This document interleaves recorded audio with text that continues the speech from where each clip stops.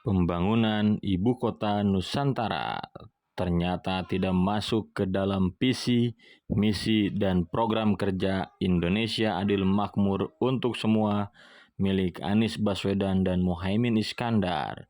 Direktur Eksekutif Institute for Development of Economics and Finance, Tauhid Ahmad mengingatkan, kebijakan Anies Muhaimin akan membuat proses pembangunan IKN yang sudah dijalankan masa pemerintahan Presiden Joko Widodo akan terhambat.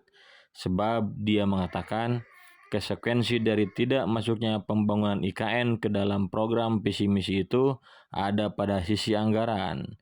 Jika tidak menjadi prioritas, maka anggaran pengerjaan proyeknya tidak akan sebesar yang memprioritaskannya, seperti pasangan Ganjar Pranowo dan Mahfud MD. Kata Tauhid, konsekuensinya nanti dukungan APBN terhadap pembangunan IKN pasti akan berbeda. Dia akan lebih kuat pendanaan APBN ke Pak Ganjar dan Mahfud karena jelas akan melanjutkan besarannya mungkin bisa saja lebih besar dari Pak Jokowi. Kendati begitu, Tauhid menganggap kebijakan pembangunan IKN pasti tidak akan dihentikan oleh pasangan capres manapun karena biaya pembangunan yang sudah berjalan akan lebih besar jika seketika terhenti dan efek pembangunannya juga akan mendorong pergerakan pertumbuhan ekonomi. Kalaupun tidak masuk ke visi misinya Anies, tapi pasti dia punya versi teknokratiknya, kemudian memasukkan IKN ke dalamnya. Tapi sekali lagi, karena tidak masuk visi misi, bisa jadi tidak menjadi prioritas, karena bahkan tidak disebut secara harfiah. Direktur Eksekutif Center of Reform and Economics Indonesia Muhammad Faisal juga mengatakan hal serupa. Menurutnya, tidak masuknya IKN ke dalam visi misi Anies Muhaimin tentu menunjukkan tingkat prioritas terhadap pembangunannya.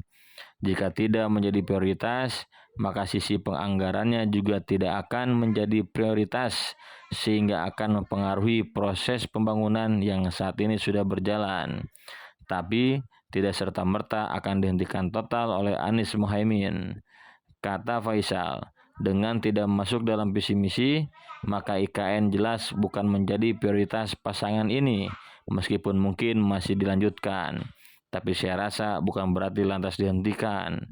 Kendati begitu, Direktur Eksekutif Center of Economics and Law Studies Bima Yudhistira menganggap wajar Anies Muhaimin tidak memasukkan program pembangunan IKN ke dalam visi, misi, dan program kerjanya. Sebab beban biayanya akan sangat tinggi jika masih harus dibiayai APBN. Kata Bima, karena IKN masih cukup kontroversial, termasuk pembiayaan yang tanggung APBN. Sementara para capres membawa program-program baru yang butuh biaya juga. Jadi harus memilih mau lanjut IKN, ya rasio utang tidak mungkin jadi 30% atau sulit mencapai pertumbuhan 7%.